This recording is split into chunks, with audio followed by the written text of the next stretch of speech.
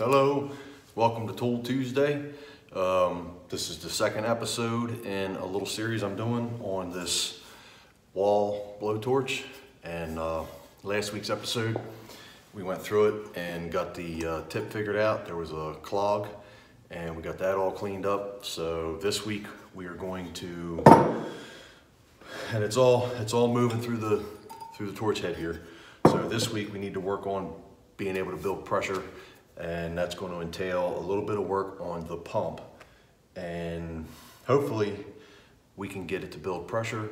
We'll pressure test it, make sure it don't have any leaks or any really bad leaks, and then we'll be on the road to getting it lit. My goal is to check it out, get it working, make sure everything's good, and then once everything's good, well, either way, if it's good or it's not good, I want to do all that first. And then what I'll do is we'll go over it, we'll clean it all up and make it pretty, and then it's ready to go on display. So here we go. So here's what we have here. The pumps are pretty simple. They're pretty much unchanged since their inception. You've got your plunger that makes the air, and then a little check valve that keeps it from bleeding back out. So basically this is a leather seal, and it's sealing pretty good. It was a little stiff. It seems to be loosened up. I'll oil it, and basically as the pump goes in, the seal can push air down into your vessel, and then when you pull it out, I guess it can allow it to come back without sucking and draws more air somehow or another, and then you can push air back in on the next stroke. And then your check valve, this one's a little different to what I'm used to. This one has this little plunger. I don't know, there's a little tip in there, and then the little plunger here, it's real grimy, but there's the remnants of rubber seal in there, and that thing kind of sits against that little tip, and this little spring goes on there, and then this threads into it. And the way it works is when you push air in, the little tip goes inside there with the spring. When you push air in, that thing squishes in enough and lets the air come in, and then when you're pulling on the backstroke, the spring will push that plunger up and engage that rubber with the tip on here and keep the air in the pressure vessel for you to come out and then make your next stroke. So where we're at with this is pretty much, I want to clean this thing up, get it so, because it hangs just a little bit, I want to get it so any deterioration's cleaned up in there so it moves real nice and smooth. Dig that out, and I don't know if I have any rubber that's not fuel soluble, but I did it in another blowtorch. I'll use like a piece of cork. So we'll get this guy cleaned up and rebuilt, and then we'll see if we can build pressure and pressure test this guy and see what we have for leaks. So here we go.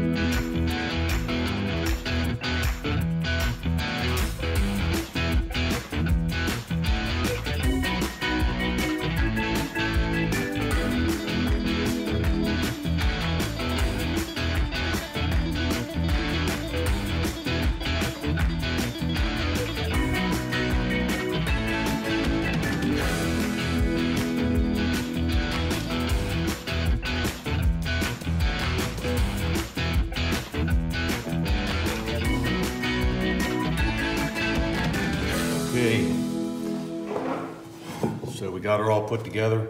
I didn't put it on camera because it goes in reverse of what you saw me take it apart. So,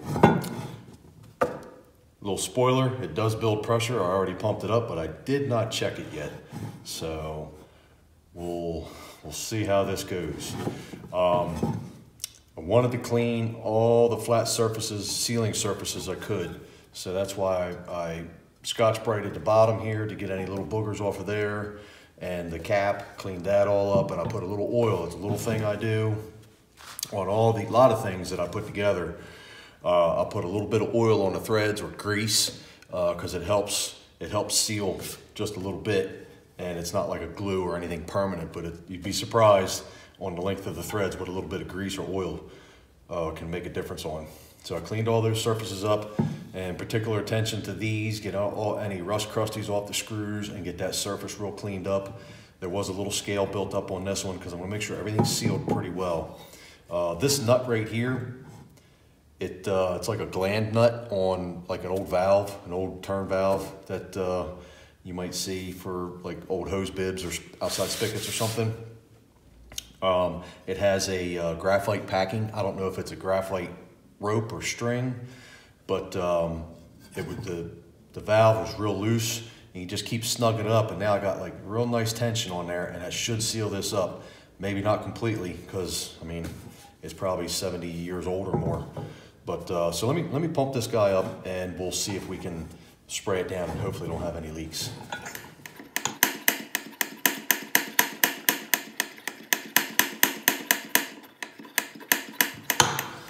Okay, you can see it's got pressure. My little check valve ain't working too good because it's slowly pushing the plunger up.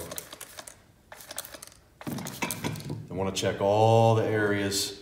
So around the gland nut here, around these screws, around the pump, around the threads, and the bung down here where the neck goes into it. You can see we're looking pretty good. We've got a little bit of a leak right here. You can see the foam growing. That's not too bad. And there's a little tiny bit on the bottom here. But all these others look like they're doing pretty good. This X back here is doing pretty good. All around the pump is doing pretty good. Let's check the bottom. Not too worried about the bottom.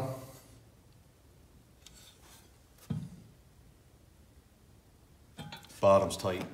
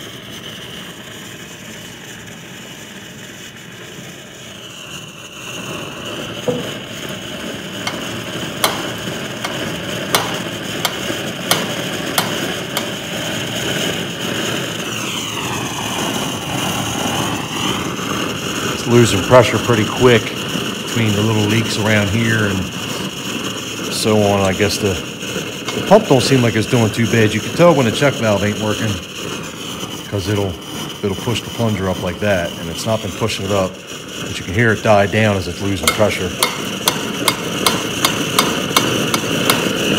See, it gets real blue. It gets rid of the orange as you build pressure on it.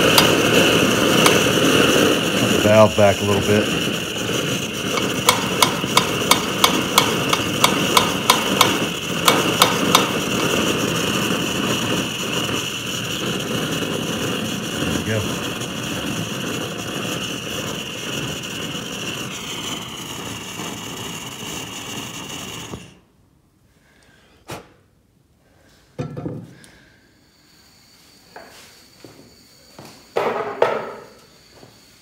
Well, there we go. But that's not it.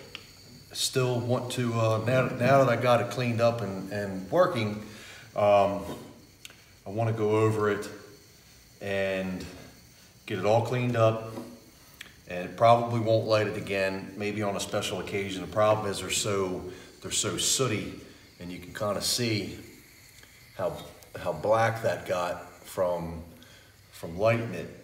And probably what I'll do, I'm really glad this worked out, that I didn't have to take any of the pipe fittings apart or anything like that, because getting that stuff all tight and lined back up so it don't leak and nice and straight and everything, it's pretty hard to do once you take that all apart. So that's good that everything was free moving. The wick that was inside, I've seen them before where they're just disintegrated and falling apart. This thing was in really pretty good shape. So I'm super pleased with it. We got it working. And so what I'll do in the next and last episode, I'll be going over it, get the copper torch head all cleaned up real good. We'll get this cleaned up real good. I'll have to tape it off because everything's all still one piece. So I'll tape it off best I can, and I'll paint the primer pan and the neck here with a barbecue paint, and likewise this little heat shield here as well. I'll clean that guy up real good, paint it black with some barbecue paint. Get the brass all cleaned up, the copper all cleaned up, looking pretty. We'll get the handle off of it, and we're going to clean it up a little bit and get some linseed oil, some wax on it, and get this guy looking pristine. And I've had him sitting in the shed for quite a while, and I'm really glad. You get them, and you know they look nice. You clean them up, they look even better. When you know they work, I don't know, for me it just means a lot. I wish we had smell-o-vision and you could smell just the copper and everything being hot, and the old smells, the metal and everything, and just the combustion and all that. It has a real, I love that old smell, and that raw industrial smell of these things and whatnot. So that's that. And one thing I want to add, we'll final up. I got me some stickers made on Sticker Mule. I got 50 of these. This is a 3x3. You've got a lot of options you can get on there and pick out. Nikki St. Laurent gave me a link, and it was, you click on the link and it gives you $10 off your order. And it was 50 of these for 50 bucks. And then shipping and everything, and with the 10% discount, it cost me $58. So I didn't think that was too bad. I've been wanting to do stickers for quite some time, but I just want to put it out there. If I would love to do a sticker exchange, and my plan is I get enough of them somewhere in the garage here. I'm going to do a whiteboard and put all my sticker collection on there. So I'll put a link in the description to Sticker Mule, and I'll also put my email.